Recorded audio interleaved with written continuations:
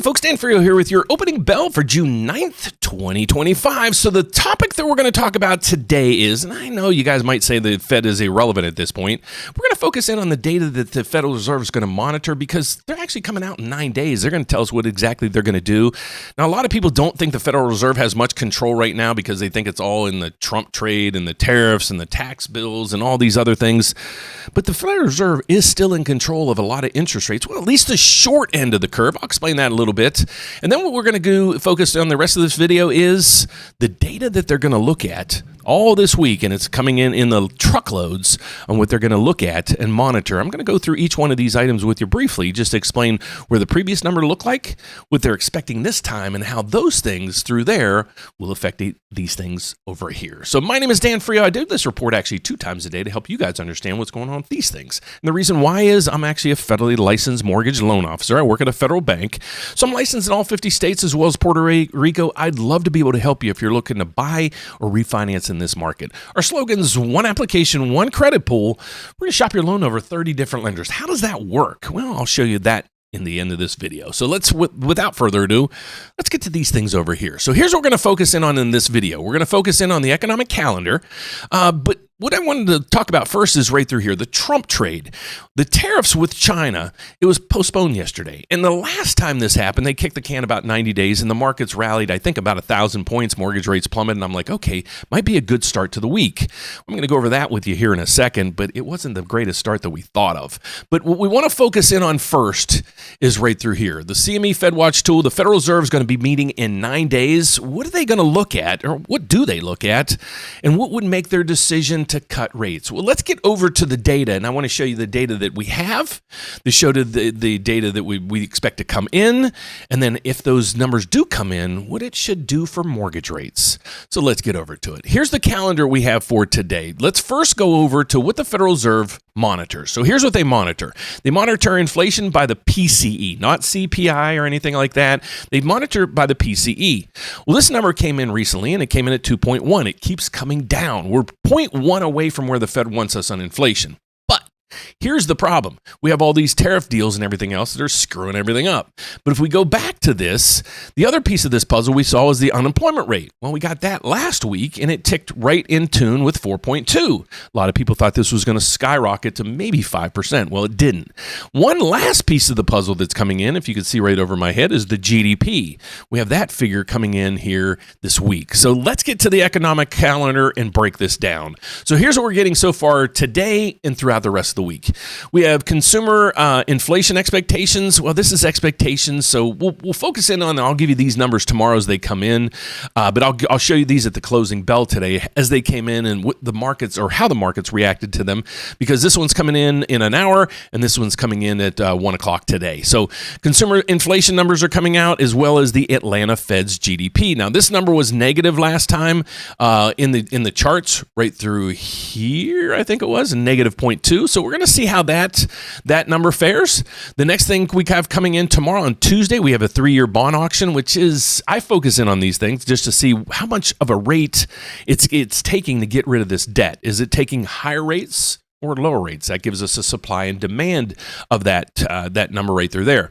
Then on Wednesday, now here's where the data really starts to pour in. We have CPI, consumer inflation. That's what you and I look at and what we pay. You're going to have multiple variations of this. You're going to have, it says core CPI, then it has just CPI. So what does this mean? Well, core means they pulled out the numbers for food and energy. Why? Because it's all over the map. So it gives them a little bit of a greater beat on the inner workings of the economy. So that's basically why they do it. So they expected the core CPI month over month. Last reading was 2.2. They expected to go to 0.3. Core CPI year over year was 2.8. They expect that to tick up to 2.9. I don't know if I'm on the same wavelength of them, because a lot of the inflationary numbers we have are coming in about 20 basis points lower. So I don't know. I'll give you my beat on that on my closing bell for today or tomorrow, a little bit, so we can dissect that a little bit more. Then when we go down to Thursday, we have the PPI. This is producer inflation. How much producer costs are going up. Now, this is where the tariffs are going to possibly hit us in the face. So we have core CPI month over month. Last reading they expected it came in at negative 0.4. Now they're expecting it to jump to a positive 0.3. That's a huge move. Think that's 70 basis points. Okay, that's a massive move. Then we're also going to get initial jobless claims. They're expecting those to come in kind of right at point. Okay, and then they come in with a PPI. Again, this one has core and also has the regular. So PPI month over month is expected to go from a negative 0.5 to a positive 0.2. Again, a 70 basis point run in that number. I don't know if it's going to be that aggressive. I'm hoping it's not that aggressive. Okay, so then on Friday, there's really nothing coming in on Friday that we can really write home about. All the data, the rest of the data is coming in between today and on Thursday. So I'll be making sure I report to you every day on how these numbers come in because they will be affecting these things right through here. So the data that we have so far today is really nothing. We don't have consumer expectations out yet. I don't think that's going to be a market mover. And the Fed GDP, like I said, I'll announce that in my closing bell. So you move on to this. How's the bond market doing? Well, if we go over to the bond market right now, it's not doing great, but it's not falling off a cliff. Right now we have the MBS market. It is up 8 ticks. So if you're new to my channel, all you have to understand is right through here, what's going on with mortgage rates. You look at the MBS chart up at the top. That means it's a mortgage bond. And then here's the price of the bond. All you have to know is this. It's pretty darn simple. If this price is going up, well, rates are coming down. If the prices are going down, rates are going up. There's a yin-yang effect. It's kind of just the flip-flop.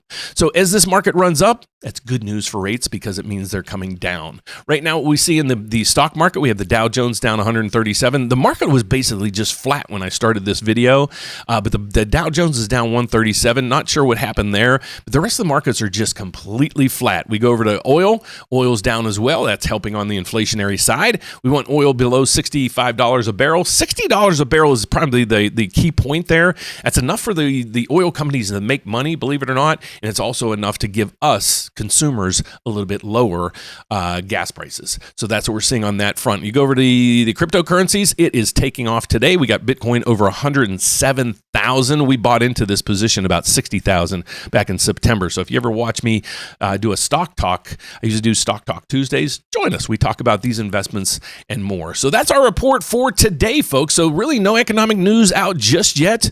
Nothing here that really should shock in all the markets, but if it does, I'll make sure I come back at the closing bell to make you guys aware of it. But right now, we're going to see mortgage rates completely flat as a pancake because the MBS market is only up 7 ticks, meaning it's really not going to do anything to move rates much at all today. So I'm expecting rates to be flat today. So that's basically what the news for that you have toward today. If you're a home buyer or a homeowner looking to refinance, I'd love to be able to help you out. Like I said, my name is Dan Frio. I do this report 2 times a day to inform you guys what's going on with rates. I've been in the business for over 35 years. I work at a federal bank, and the unique thing about our federal bank is this. We have a quote, 1 application, 1 credit pool. We're going to shop your loan over 30 different lenders. Now, how do we do that? Well, the cool thing about my bank is we're set up with 33 other lenders. So think of us as a federal bank and a very large mortgage brokerage. So not a lot of companies can say that they have a national presence and they're also a mortgage broker. We can kind of say that in a roundabout way. So if you want to find out more about me and my team and how we might be able to help you, just go to therateupdate.com. A whole bunch of tools in here, and this is a brand new website that we created. We have our phone number up here in the right corner. You can ask me any questions that you want right through here. You can apply now, put in your application. But before you do that, we always like to talk to you. So even if you put in your application, we'll be making sure that we reach out to you to answer any questions that you have. If you want to request an appointment, you can do that right through here or schedule a consultation. Don't forget, we have also a lot of videos down here to kind of walk you through if you're looking to buy that first house, you're trying to check out FHA guidelines, how can I improve my credit score, or if I'm a homeowner now, how do I watch and monitor rates so the next time mortgage rates come down, I can refinance and not miss it again? Well, we have a RateWatch tool right through here. Check it out. You can click here, watch this little video that I presented. If you want to sign up for this system, it'll let me monitor mortgage rates for you. So as soon as rates hit exactly where you want them to be for your refinance, we'll get you locked in and get the paperwork started. So check out that video and more. But my name is Dan Frio. Like I said, I do these videos twice a day. I'll be back at the closing bell to let you know how all this mess ends for the day. Thanks for watching. If I can ask you one thing, if you could subscribe over there, I'm trying to hit 40,000 subscribers within the next 90 days. Only you can help me. So please help me out with that. And that's all. I'll be back at the closing bell. See you then. Bye-bye.